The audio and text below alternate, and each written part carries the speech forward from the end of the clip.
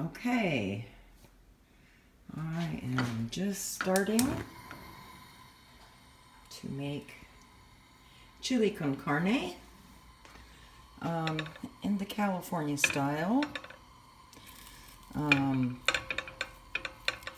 Most people would tell you this is a Tex-Mex dish, but I can tell you that we do it a little bit different in California. So that's the method I want to show. It's rainy today. It's expected to remain rainy. So this is going to be my dinner. I just finished having tacos for lunch with my daughter. And so, like, this little bit of leftover taco meat is going to get thrown in here. I've already chopped up a little bit of bell pepper I had left in the house, a small carrot, quite a bit of onion. I have already soaked and blended in the soaking liquid one ancho chili. I have my cumin here ready. I have my oregano ready. This is my leftover, more or less crushed San Marzano tomatoes, which I said I wouldn't waste for something like this where the flavor is going to be hidden, but I'd rather do that than see them go to waste. Some garbanzo beans that I had cooked to make hummus. And then I have some in the freezer, so just a little bit of those is going to end up in here. This is left over from the taco lunch. A little bit of fresh chopped up tomato. A whole lot of onion. This is chopped garlic. Bay leaves. Canned whole tomato in addition to what's over there. The chili ancho, which I used one of. I also do have chili powder, which is a mixture of ground chilies and cumin and untold other spices. I think there's some garlic in it. It's a handy thing to have around if you're making a pot of chili, because if this is not enough chili flavor, then that little container is going to save me from having to go through the process of soaking another chili or whatever. So it's kind of a standby item I keep in the house. Usually only use it if I want to use just a little bit of chili powder. Like, I could probably put all of that into this pot of chili.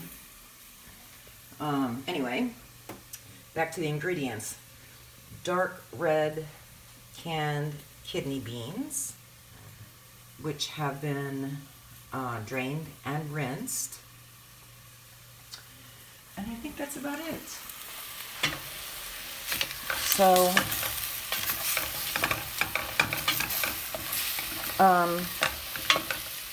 one thing that I know happens in Texas is they don't believe in putting any beans in chili. And I think this would probably be considered a lot of vegetable to go into a small portion like this of chili. Now, I don't know exactly how much of this meat I have. This came from the grocery haul at Sam's Club, so it was a very large package of 90% lean, 10% fat ground beef. So this was one of the larger sandwich bags of meat. Some of this is still a little bit frozen, which is why that's still there. But that is probably cooked enough to get the veggies started.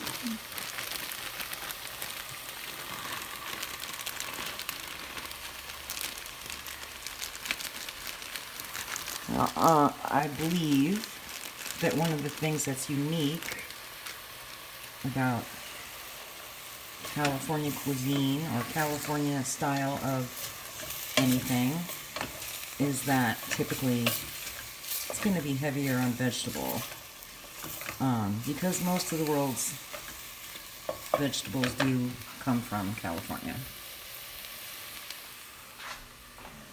They have so much access to such wonderful produce, which I miss very much.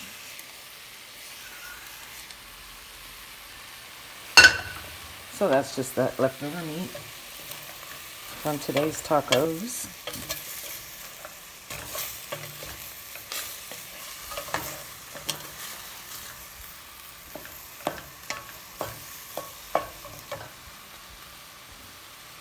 This is my idea of the perfect rainy day food. That's my chopped garlic and bay leaf. Won't hurt anything to put that in now.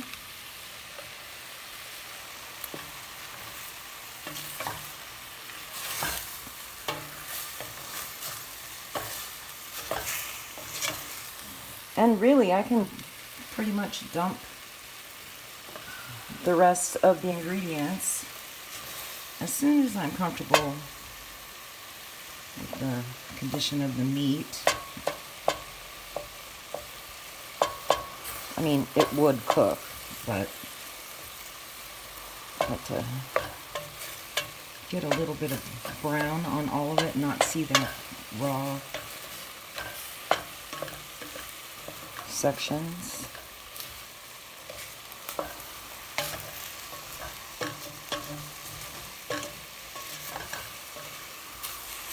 Getting very close.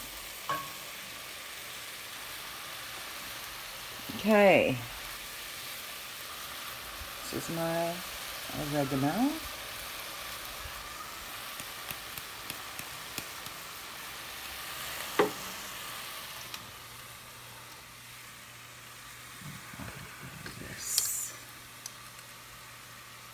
This is cumin.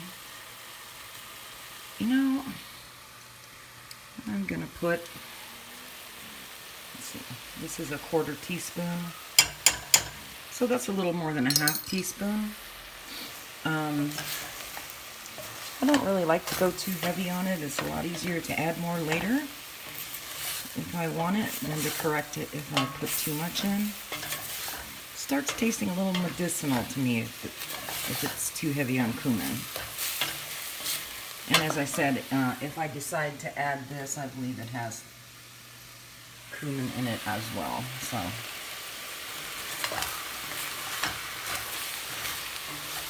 okay, it's smelling good. I don't see pink.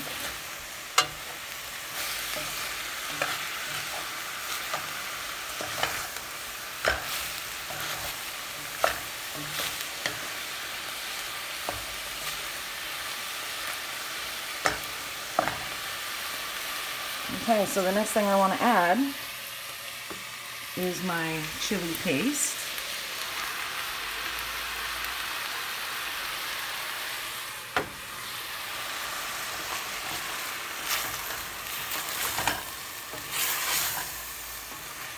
I like the idea of the meat soaking up the flavor of that. And also, that chili was never really, properly cooked through. But this is all gonna cook. I'll probably leave it simmering for at least a 1/2 hour. And I just finished having lunch. I'm nowhere near dinner time. So that's my San Marzono's tomatoes. This is my generic tomatoes. This is leftover from lunch, fresh tomatoes.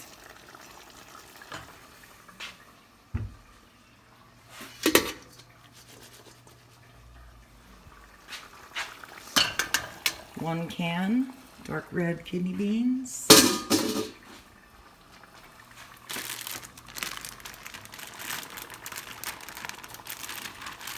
One freezer baggie of leftover chickpeas or garbanzo beans, which I don't normally add to chili, but I just thought, hey, why not? I think it leaves me with like 2 more baggies like that in the freezer.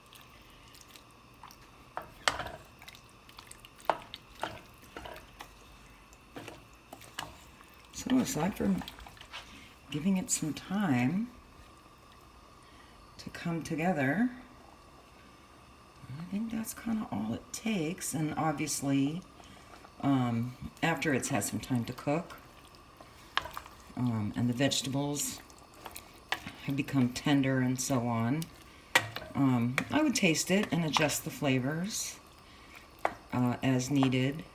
The most likely adjustment I'm expecting, because I do have canned tomatoes and the canned kidney beans, I expect there probably is enough salt, but if not, I'll add more. Most likely, if I'm going to want to add anything, it's going to be the chili powder. And I will, rinse this container with just a little bit of water, rinse this container with just a little bit of water, and so on, just so that everything I intended to put in here gets in here, and it will have plenty of time to simmer down. So that's it. That is the California style chili con carne, as opposed to Texas style. Anyway, I hope you make some of this, enjoy it, and leave me a message. Tell me how it goes. Tell me how you like it. Okay, thanks for watching. Bye-bye.